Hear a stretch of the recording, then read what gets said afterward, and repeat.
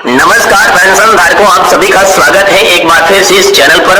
दोस्तों, पेंशन धारकों के लिए आज की प्रमुख बड़ी खबरों को लेकर हम इस वीडियो में हाजिर हो चुके हैं, जिसमें दोस्तों ईपीएस 95 पेंशन धारकों को ईपीएफओ के द्वारा एक नया टेबल जारी करके उन सभी के पेंशन वितरण के बारे में बता दिया है, जिसके बारे में संपूर्ण जानकारी यहाँ पर आप सभी को देने वाले हैं। साथ ही साथ जो पेंशन बढ़ोतरी की तारीख थी वो जारी होने के बाद पेंशन आपके बैंक खाते में कब से आना शुरू हो जाएगी, इसके बारे में भी इस वीडियो के अंदर संपूर्ण जानकारी बताएंगे। साथ ही साथ जो राज्य कर्मचारी है और जो केंद्रीय कर्मचारी है उन सभी के लिए एक और बड़ी खुशखबरी निकल कर आ रही है, उसके बारे में बात करेंगे। पहले जो ये खुशखबरी थी ये केंद्रीय कर्मचारियों को मिली थी और जिसके बाद ये खुशखबरी है राज्य कर्मचारियों को भी मिल चुकी है। तो कौन से राज्य कर्मचारियों को ये खुशखबरी मिली है इसके बारे में भी बात करेंगे।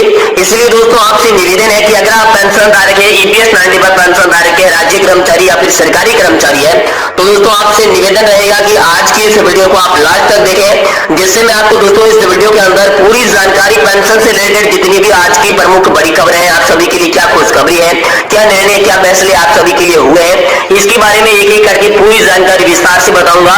इसलिए दोस्तों आपसे निवेदन है कि आज के इस वीडियो को आप पूरा जरूर देखें और इससे पहले दोस्तों आप चैनल पर नए तो चैनल को सब्सक्राइब कर दें और वीडियो को लाइक कर दें। तो चलिए दोस्तों जानते हैं आप सभी के लिए पहली बड़ी खुशखबरी क्या निकल कर आ चुकी है। जी हाँ दोस्तों, सभी केंद्रीय कर्मचारियों के लिए बड़ी खुशखबरी है। एक बार फिर से डीए में 4% की बढ़ोतरी के साथ ही अब उन्हें 46% डीए का लाभ मिलेगा। जी हाँ दोस्तों, आप सभी के लिए बड़ा आदेश सामने आ चुका है।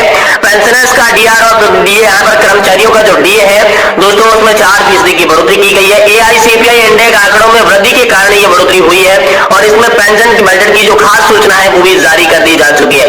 जी हाँ दोस्तों, यहाँ पर सबसे पहले एआईसीपीआई इंडेक्स आंकड़ों में वृद्धि की गई थी, जिसके बाद यहाँ पर 4% आप सभी का महंगाई भत्ता और जो महंगाई राहत है वो बढ़ा दिया गया है। तो अब दोस्तों आप सभी को पेंशन के साथ 46% जो डीआर मिलेगा, साथ ही साथ जो कर्मचारी है उन्हें सैलरी के साथ साथ 46% डीए मिलेगा, यानी कि महंगाई भत्ता और महंगाई राहत आप सभी को 46% की दर से मिलने वाली है। साथ ही साथ दोस्तों आप सभी के लिए यहाँ पर बड़ी खुशखबरी ये निकल कर आ रही है कि ईपीएफओ ने पेंशन वितरण के टेबल जो है वो जारी कर दी है। जी हाँ दोस्तों, जिसके आधार पर यहाँ पर 1999 से पहले जो यहाँ पर रिटायर्ड पेंशन धारक थे उनके लिए अलग से टेबल बनाई गई है। साथ ही यहाँ पर 2000 से लेकर 2005 वाले जो पेंशन धारक रिटायर्ड हुए थे उनके लिए अलग से टेबल जारी की गई है। साथ ही साथ 2005 से लगाकर आज तक जितने भी कर्मचारी रिटायर्ड हुए हैं उनके लिए यहाँ पर अलग से टेबल जारी की गई है। मुख्य जो टेबल है वो दोस्तों 2005 के बाद वालों के लिए है। उनके लिए यहाँ पर जो एनपीएस व्यवस्था थी उसमें सुधार की बात की गई थी। तो आखिर उनके लिए क्या निर्णय निकल कर आया, तो अभी तक दोस्तों आप सभी के लिए कोई निर्णय निकल कर नहीं आया है। हाल फिलहाल में जो वित्त मंत्री की अगुवाई में जो कमेटी गठित की गई थी उस कमेटी की रिपोर्ट अभी आना बाकी है। कमेटी अभी तक सर्च कर रही है, रिसर्च कर रही है, क्या क्या खामियां इस पेंशन सिस्टम में है वो दूर करने की कोशिश कर रही है, इसके बारे में आंकड़े जुटा रही है। जैसे इस कमेटी के आंकड़े पूरे हो जाते हैं, कमेटी अपनी रिपोर्ट पेश करती है, तो जल्दी केंद्रीय कर्मचारी, राज्य कर्मचारी, पेंशन धारकों को इसके बारे में खुशखबरी देखने को मिल सकती है। ऐसा यहाँ पर अपडेट आप सभी के लिए निकलकर सामने आ चुका है।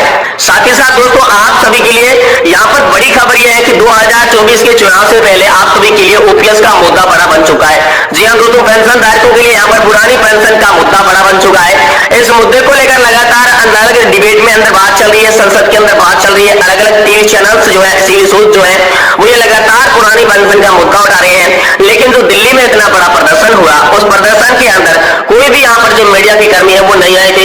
तो ये पेंशन धारकों के साथ धोखा हुआ था और उसी में पेंशन धारकों ने यहाँ पर मीडिया चैनल्स का भी विरोध किया था, जिनमें उन्होंने मीडिया चैनल्स के कुछ खास एंकरों का विरोध भी किया था और उन्होंने कहा था कि ये जो गोदी मीडिया है ये बाकी सारी खबरें कवर कर लेती है, लेकिन जो पेंशन धारक देश के यहाँ पर लाखों की संख्या में इकट्ठे हुए थे उनका यहाँ पर कोई हालचाल नहीं लिया गया, उनके बारे में कोई खबर तक नहीं दिखाई गई। जिसके बाद ठीक है छोटे मोटे चैनल्स ने यहाँ पर कवर करने की कोशिश की, लेकिन जब बात बीत चुकी थी तो फिर बताने का क्या फायदा होता है, ऐसा यहाँ पर पेंशन धारकों ने कहा था। क्योंकि पेंशन धारक इतनी संख्या में वहां पर गए थे लेकिन कोई नेशनल चैनल का मीडिया को कर्मी, कोई रिपोर्टर वहां पर उनका हालचाल जानने नहीं गया और न ही किसी नेता ने उन्हें होल दिया। नेता लगातार आश्वासन देते रहे, लेकिन यहाँ पर जो रामलीला मैदान के अंदर विशाल धरना प्रदर्शन के साथ रैली जो की गई थी उस रैली का असर अब ये हुआ है कि दोस्तों आम लोकसभा चुनाव 2024 से पहले पहले आप सभी के लिए बड़ी खुशखबरी निकल कर आ सकती है। क्योंकि यहाँ पर कर्मचारियों ने खुला ऐलान कर दिया है कि अगर लोकसभा चुनाव 2024 से पहले पहले पेंशन धारकों की तमाम मांगे मंजूर नहीं की गई थी तो पेंशन धारक एक बार फिर से देश में बड़ा आंदोलन के साथ साथ 2024 के चुनाव में सरकार को मुंह तोड़ जवाब देने के लिए तैयार रहेंगे। पेंशन धारकों की थीम मुख्य यही है कि जो पेंशन का काम करेगा वही देश में राज करेगा। इस थीम को लेकर पेंशन धारक लगातार संघर्ष समिति हो गई या फिर अलग अलग संगठन हो गए, जो कि कमांडर अशोक जी रावत है, साथ ही साथ विजय जी बंगू है, अलग अलग नेता संगठन यहाँ पर प्रतिपक्ष के नेता है कुछ, तो लगातार पेंशन धारकों की जो आवाज उठा रहे हैं, उनका एक ही कहना है, वो यही बताते हैं कि अगर पेंशन धारकों की मांग 2024 के चुनाव से पहले मंजूर नहीं की गई थी, तो पेंशन धारक देश में एक बार फिर से इतना बड़ा आंदोलन करेंगे कि यहाँ पर जो सरकार है उसकी नींव को हिलाकर रख देंगे। और साथ ही आंदोलन से बात नहीं बनी तो मुख्य यही है कि 2024 का चुनाव जिसके अंदर जो पेंशन का काम करेगा उसी पार्टी को वोट मिलेगा, ऐसी थीम यहाँ पर पेंशन धारकों ने लगा रखी है। तो इसी पेंशन धारकों की थीम को देखते हुए अब मोदी सरकार के कुछ जो यहाँ पर एमएलए है, कुछ एमपीज है, कुछ नेतागण है, उसके जहन में भी यह मुद्दा आया। लगातार वो पेंशन धारकों से मुलाकातें कर रहे हैं, पेंशन धारकों को उनका हक दिलाने के लिए यहाँ पर लगातार कोशिशें की जा रही है, ऐसे आश्वासन मिल रहे हैं।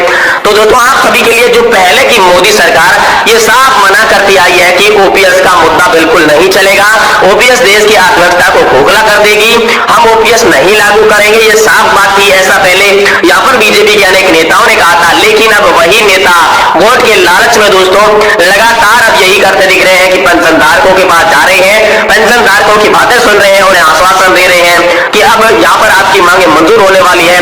तो वही मोदी सरकार जो कि पहले की थी, जो साफ मना करती थी कि पेंशन लागू नहीं करेंगे, ओपीएस लागू नहीं करेंगे, लेकिन चुनाव को नजदीक देखते हुए अब ओपीएस के मुद्दे पर यही सामने बोलने लग गए हैं। तो दोस्तों इससे आपको एक सबक मिल सकता है, आपको एक बड़ी अच्छी खबर भी मिल सकती है। इसके साथ साथ अच्छी खबर यह मिल सकती है कि चुनाव के कारण ही मोदी सरकार आपकी पेंशन मंजूर करेगी। दोस्तों पेंशन धारकों को पेंशन चाहिए, चाहे वो चुनाव के कारण मंजूर करे या किसी और कारण, लेकिन पेंशन धारकों को उनका हक, उनकी पेंशन चाहिए। तो ये खबर आप सभी के लिए अच्छी निकल कर आ सकती है। पेंशन धारकों के लिए 2024 के लोकसभा चुनाव से पहले बड़ी खबर यही निकल कर सामने आएगी कि पेंशन धारकों की ओपीएस सिस्टम लागू कर देनी चाहिए। जो वित्त मंत्री ने कमेटी यहाँ पर गठित की थी वो एनपीएस की समीक्षा के लिए की थी, लेकिन जब से कमेटी गठित हुई है लगातार पेंशन धारक जो है वो इसका विरोध कर रहे हैं कि हमें एनपीएस में किसी भी प्रकार का कोई सुधार नहीं चाहिए, हमें तो सिस्टम चाहिए ओपीएस पुराने पेंशन योजना वाला ही सिस्टम चाहिए। क्योंकि एनपीएस में कई बार मोदी सरकार संशोधन कर चुकी है, जिसके बावजूद भी यहाँ पर जो कर्मचारी है, जो पेंशन धारक है, उनको उनका असली हक नहीं मिल पा रहा है। और इसी हक की लड़ाई लड़ने के लिए उन्होंने कमर कस ली है, ओपीएस का मुद्दा बना दिया है। अब 2024 के लोकसभा चुनाव में ओपीएस पर आर पार कर लेकर यहाँ पर कर्मचारी जुट चुके हैं। साथ ही साथ जो विपक्षी दल है उनका भी ओपीएस पर सहमति है, उनका भी साथ यहाँ पर कर्मचारियों को मिल रहा है। तो दोस्तों आप जान सकते हैं कि जब इतने सारे नेता, इतने सारे प्रतिपक्ष के यहाँ पर जो साथ मिल रहा है, तो कर्मचारियों का मुद्दा कितना बड़ा बन चुका है।